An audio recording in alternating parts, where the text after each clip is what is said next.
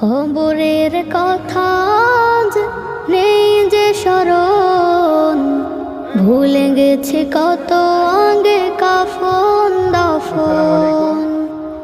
মাটিরও দূরে হায় নীরবে মানুষ ঘুমায়, এখনো উদাস হয়ে আমি সারাক্ষণ।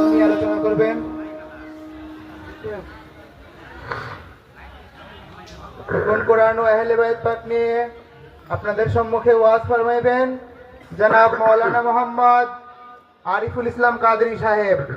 আপনারা যাহারা বাহিরে এলোমেলোভাবে ঘোরাফেরা করছেন, স্টেজের মধ্যে এসে সমবেত হয়ে আহলে বাইত পাকের শান ও কোরআন পাকের শান আপনারা শুনুন এবং এই অনুযায়ী আমল করার চেষ্টা করুন। ধন্যবাদ।